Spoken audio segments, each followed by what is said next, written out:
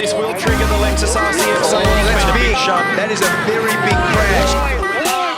Oh my God, that is so fast. Speed of grip, but the wet weather meant it was in short supply. Going on. He's actually Oh, gee, that's big.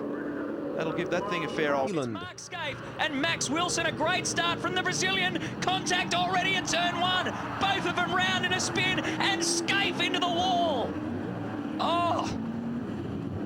It was a disaster waiting to happen, and further back you got David Bernard, Anthony Tratt and Cameron McConville deep into the Armco. To get heavy now. Oh, look at that, a big moment for Ellery. Almost spills it wide with oversteer, gets into the dirt. Oh, and so too Whincup. They're all getting trapped by the lack of grip. Trouble! Big shunt. Dumbrell and Baird. This is going to be bad. This is huge. Lost the back off the Craig Baird car. This will be a safety car if the red flag. The race will be stopped. Terrible situation. And it's, there's more chaos up here. Holy smoke. And that's Todd Kelly has slammed into the rear of Paul Morris. Now, the safety car boards were out, so if for some reason... Race 2. And let's clean up a few things from yesterday, Neil.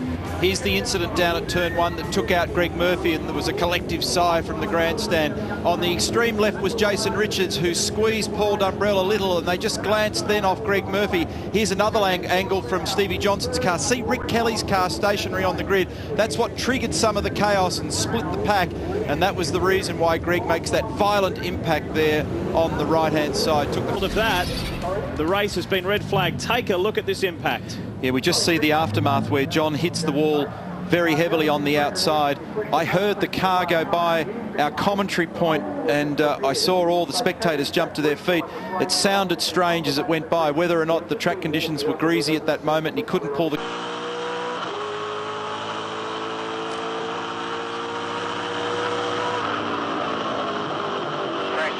Crash down here, just be careful going through. Close up again before the safety car.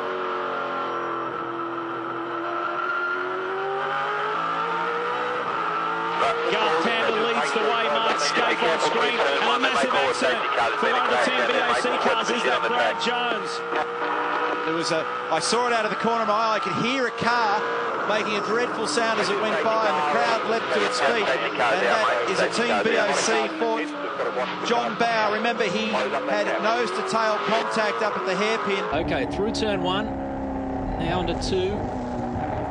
That's the clay that we were talking about on the inside there. Whammo!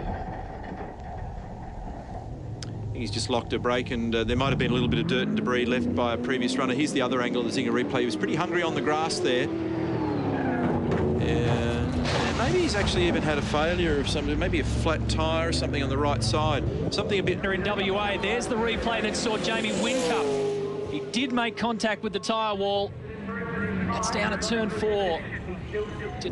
Jason Barguana came over the top here and rode his luck all the way along the grass. On the Zinger replay, you'll see that the luck runs out.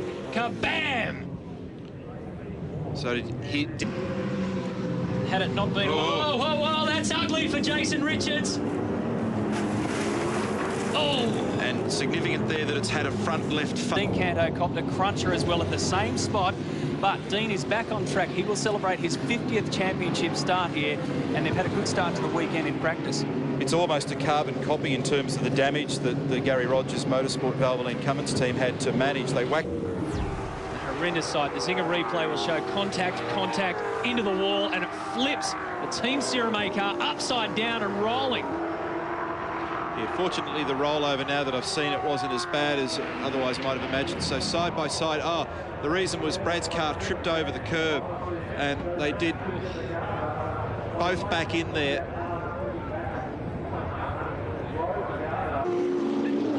Average start to all this, and actually that was that's up the back. Bad call on my part, because that's up. Let's have a look again on replay.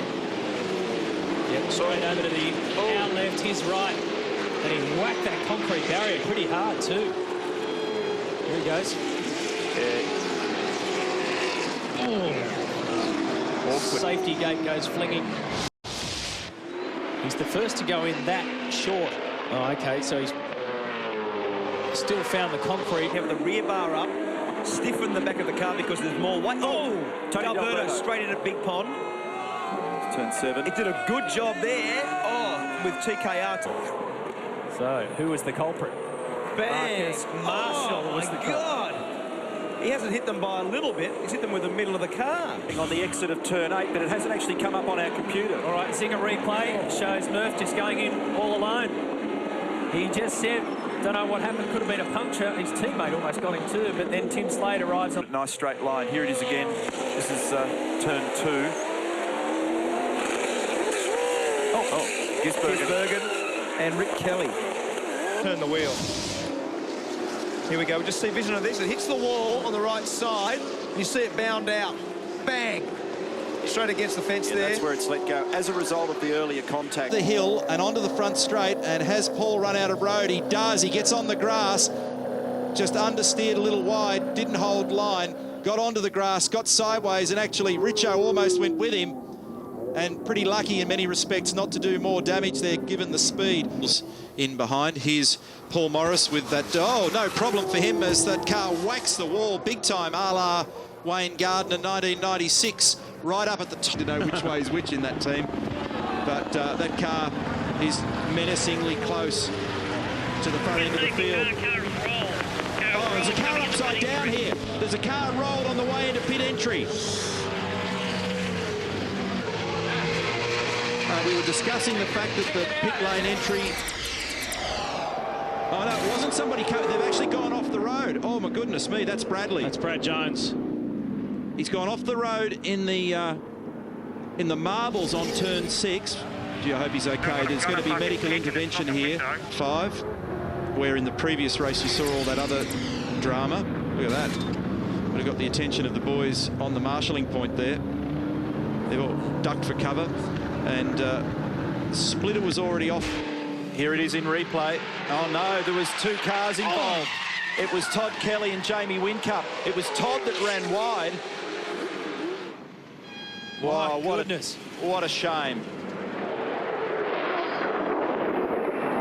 Oof, that is a serious impact. That's going to be another big mission for the front of the queue as they came out of pit lane. Gartanda there, but the reason why they had a bit of a break was this. Tony Ricciardello straight into the wall. Heavy impact and a resulting fire as well on both front sides of the Stratco entry. He said back to the team straight away, I just got over those bumps and went straight ahead. Frankly, Neil, thank you for that throw. But it is around here, there's, as we pick up on Will Davison at the same spot. Turn 7. And this very is actually... very difficult spot there. And when you come around the left-hander before it, the car's very unsettled. And to get it turned right, there's not much road. It's the narrowest section. There's a huge amount of commitment. Here's a Zinger replay of Daniel Gaunt crunching the wall up at the big pond turn. Isn't it? Especially when you're caught back in the midfield. So Zinger replay showing Bargwana involved. Yeah, one of the Jack Daniels cars there. Yeah. So that's Todd, that's Bargwana, but there's been someone else earlier involved in this. Here we go. Oh, that's big contact. That's hit. Oh, and Russell Ingall. That's why there's left. Move back on Tander. Alex Davison, the Irwin Tools car going right when it should have gone left. Sunday 2009, so he's got a bit of form. Here's the replay. It's a popular spot down there at turn 3. Same deal. Jason Bright finds the wall. He's able to continue for at least a few hundred metres before he realised he can't. Same damage. Exactly the same result. He's big. Just gone straight ahead. That's a jam throttle or something weird. That's actually a strange crash. There's more to that. We'll find out for you what's going on there because its car's damaged sufficiently that he's going to struggle here. Here we go. At turn 2. And he's made contact there with Caruso, who's, as we just saw, had just left pit lane. This is turn 2. I didn't think Michael was going to make the corner. He looked like he was going too far. He's got the wheels locked, that's why. So, and David, you can't see because the inside of the pit lane trauma as well, there's actually oil involved in all that, which has just been discussed on the race management channel. So here's the replay of what happened to James down here. Unfortunately, the cushion of the tyres will drag it along, but he's made, that's very significant, heavy contact, and that's going to be a bit of work to rectify that in time for the next event in Perth in a couple of weeks. Brake temps and pressures, tyre pressures come up, everything starts to normalise in the car. Oh, that's bad when you see those tyre bubbles moving like that. Big move. He's crashed his car. So this is the dive that Holdsworth had that was very late, but he got it done, well done. And then in the same place, there you go. There's Todd Kelly involved in it. Well done, Croppo. It's going to be as big as you will see. This is what's happened. Just have a... So he got in the fence and bang! A lot of damage for effectively a slow corner. Here we go. So he runs out of road. Two teammates there bumping into the fence and comes out and grabs the left-hand. So watch this. The car will lift and spear over to the left-hand side. Whack! That is big, Matt. That's followed the front wheel when he had correction on.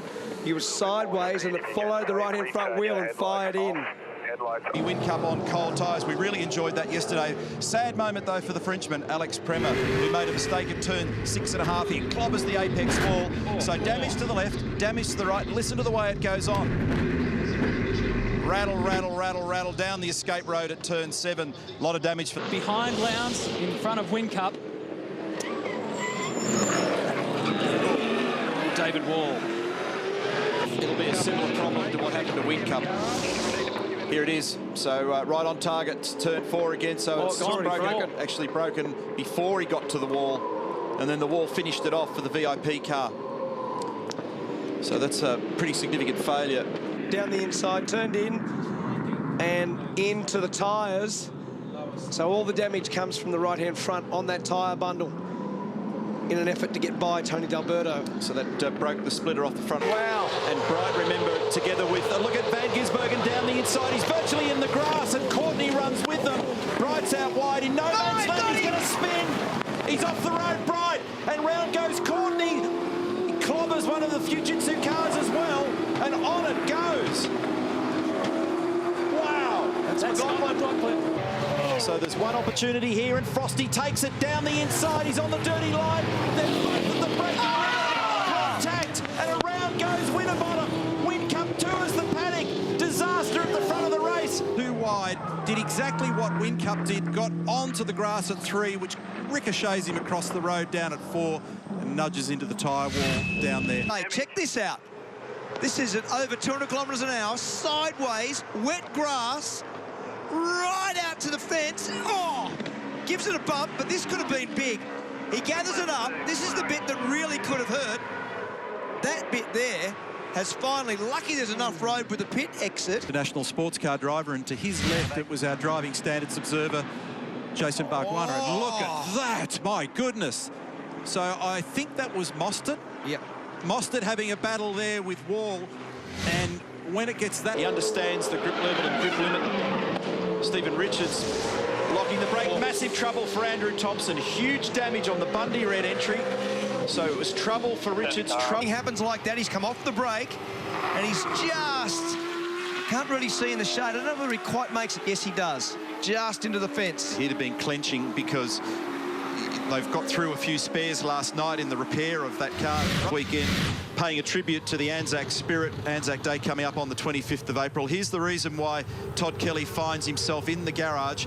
This little glance off the tyre wall.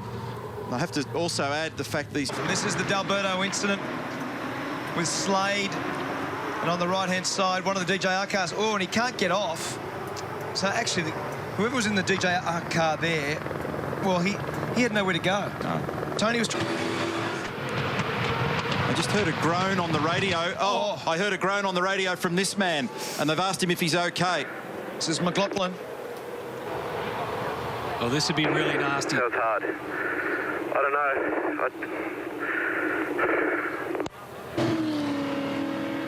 Push him wide. Bright holds his ground. Slade goes a long way. Bright pushes him into the grass. Slade bounces back and punctures the left-hand front wheel right off the front. And he does. Oh, Van Gisbergen. Big, bold move on the outside of Frosty. and there's a little touch on the exit, and into the wall goes Jason Bright. So Bright now is at the rear of the rest of the Falcons, and then just coming into shot now. She's pretty tight round there, and he gets shunted out by one of the FII shell cars onto the grass, does a bit of lawn mowing, clips Larry Perkins, and then we've got two cars out. So the world bike star, the 500cc world champ, making a big comeback here. Of course, it's quite interesting that these guys... Look at that, Warren Gardner! He's lost it over Mobile Mountain. Oh, the Coke boys won't be happy. I'll quickly just try and grab Andrew Edwards briefly, overseeing the engineering here, mate. Good rise, Bridie. I'll leave you to it. So just as Murph was about to have a conversation with... No dramas, mate.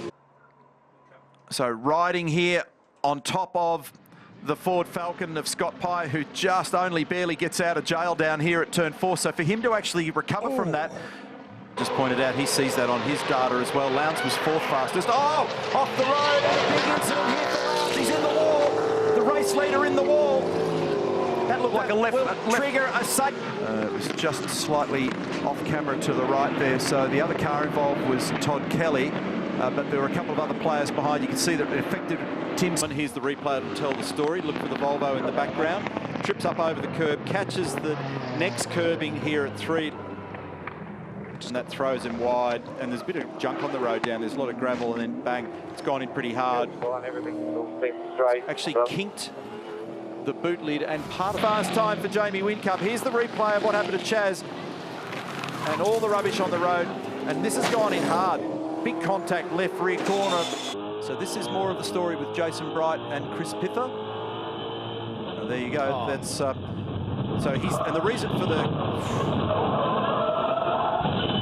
wow, that's heavy contact. That's from the supercar on board, rubbing a tyre. So here's the replay. It'll tell us more. He's just lit it up down there. It's very strange. That is very strange. I haven't. But this is one that you've almost got to be a bit predictive on, because you know that when the other car emerges, it's out in the grass, there's no control. So that'll be a day number 6. Jamie knows this is the area of vulnerability, and there's a touch. He's turned, they've both gone round. They've both gone round. When you see the toolkit out and big work going on with now 2 minutes and 43 seconds available, that's not good. That's going to go in the fence. That was out of control from turn 2. That'll be a red flag. Pushes Dave off. Now he's going to try to redress this. Now this is the normal level of chaos when the redressing happens, because Fabian gets another 2 spots. He puts him off. They're all in the fence. This is going to be big. Dave Reynolds makes very gentle contact in the end. That was messy. The redress started it. And oh my God. Fabian is on his roof, and this is championship-changing stuff. Not good. And then, here we go in the background. Within not much time, James has done that by himself. It's refreshing that you're selling the duds now. Yeah, okay, sorry. Yeah. A pair of dud car salesmen, aren't we? Huh? Down here between turns 3 and 4. And what's the drama going on with McLaughlin? I wonder. All of a sudden the pace diminished, and we see wide. It doesn't work down there at the hairpin. It was awkward. Waters was down the inside. Winterbottom was in the middle. Chaz Mostert, bang. Here he is in replay. Nowhere to go. Turn around. That's about as bad as it gets for a team. And then to make matters worse, nose to cheers. Race leaders peeling off here. James Courtney out of business, unfortunately, for today. And how's the arrival? Oh, bang! And that'll be contact. Got to hit him. Got to have hit him. That has hit him hard. That's out of business here for Van Gisbergen, and that's a huge mistake.